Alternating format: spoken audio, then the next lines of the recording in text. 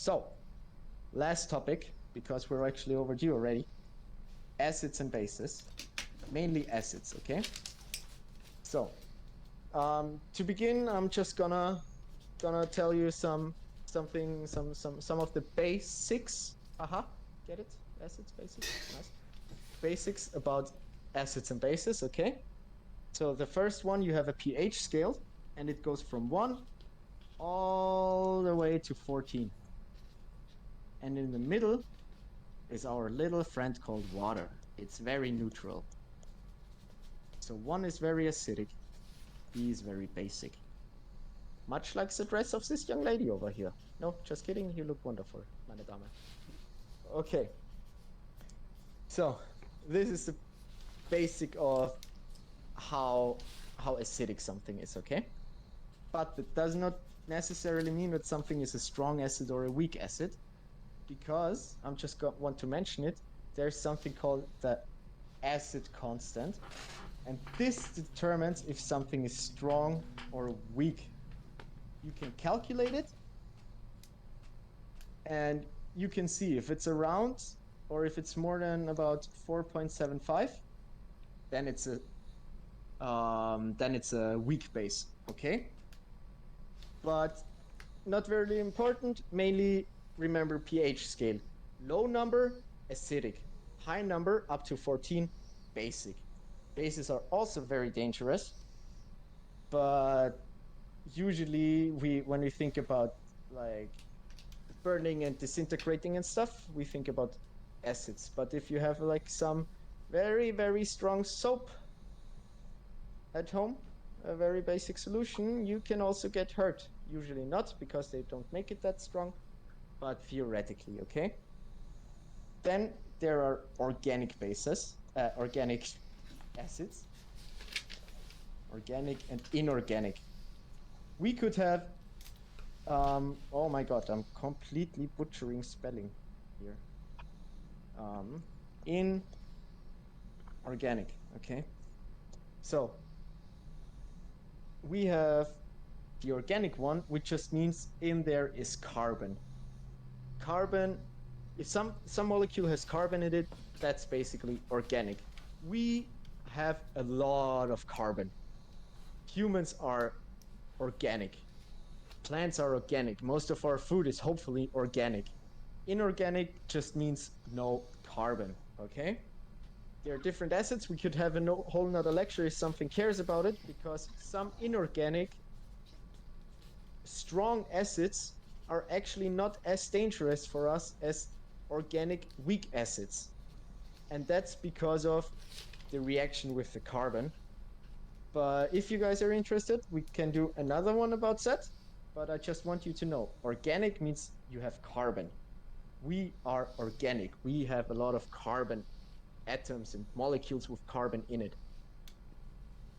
So, what does that mean for us now?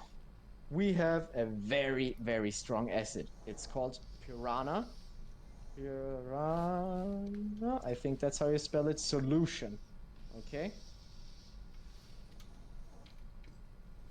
And this is how you want to get rid of a body. And I'm not talking figuratively. You will literally erase them from this planet. It's insanely strong. It's insanely dangerous. Some might say dangerous as fuck, okay? And highly explosive if you mix it wrongly or mix some other organic solutions into it. But in general, it always has the potential to explode, okay? So how do we make it? I hear you ask, because you are very annoyed that Harriet keeps on pepper spraying you because you rode over a little bunny and it wasn't even on purpose that you killed that thing. So you take sulfuric acid, okay? You take peroxide, that thing that Eminem is going to bleach his hair with, and you mix it together. And what you get is our so-called peroxomonoschwefelsäure in German, or easier, it's piranha solution, okay? And a little bit of water. But we don't focus on the water, we just focus on a piranha solution. It's H2 SO5.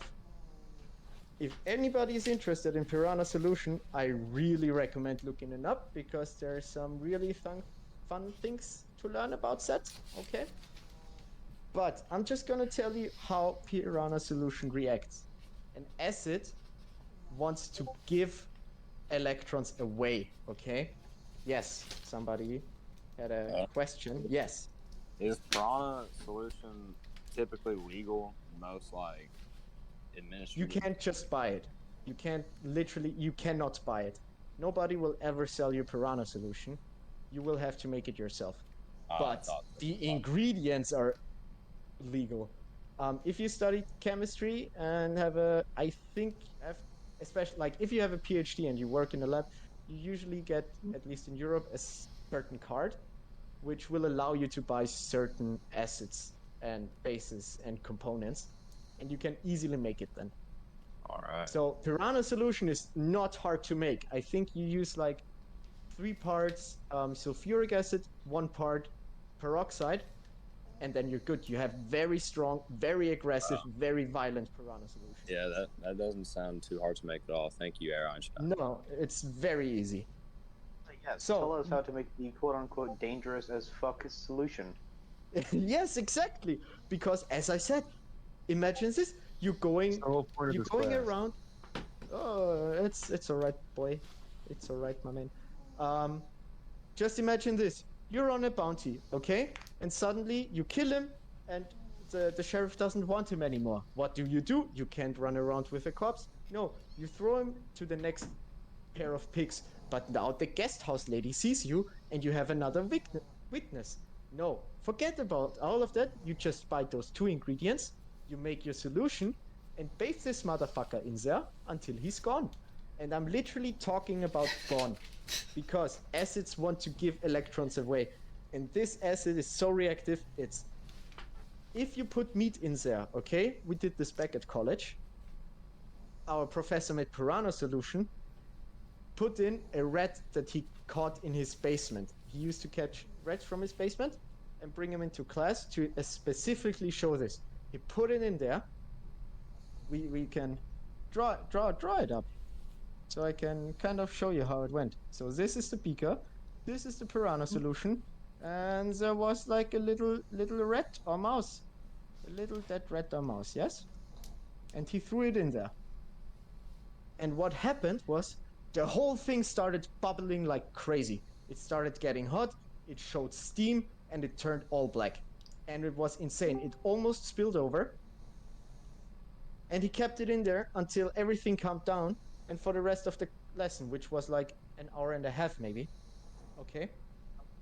And the mouse was no more. And I'm not talking about, oh, the bones were left, or some of the skin were left.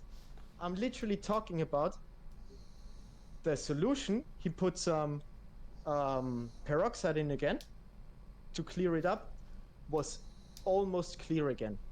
There was no mouse left, and it just looked like almost like from before, just a little more yellow.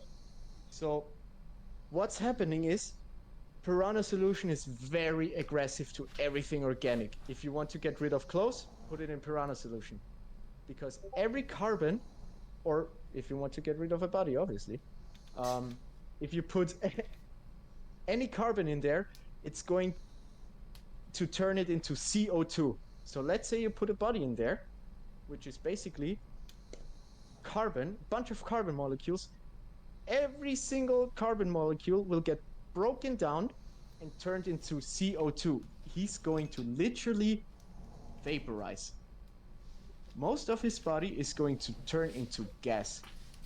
If you have enough Piranha solution, it will burn through his skin, his meat, and his bones. And in the end, in a worst case scenario for your little, let's not call it crime, but inconvenience, yes, there will be a little black blob of jelly left. That's what's going to be left. Nothing more, nothing less. But if you have enough, there won't be anything left than just a solution. And in the best case, it's not even that strong anymore, so you can't get even hurt anymore, because all of the solvent was used up for your little experiment. So yeah. So remember, if you want to get rid of the body, Mr. Pulp Fiction, use piranha solution, and everything's going to be just fine. No evidence, no body, just a lot of vapor. Okay? That's actually it for my little lecture. I hope some of you guys could enjoy it. I hope it wasn't too boring.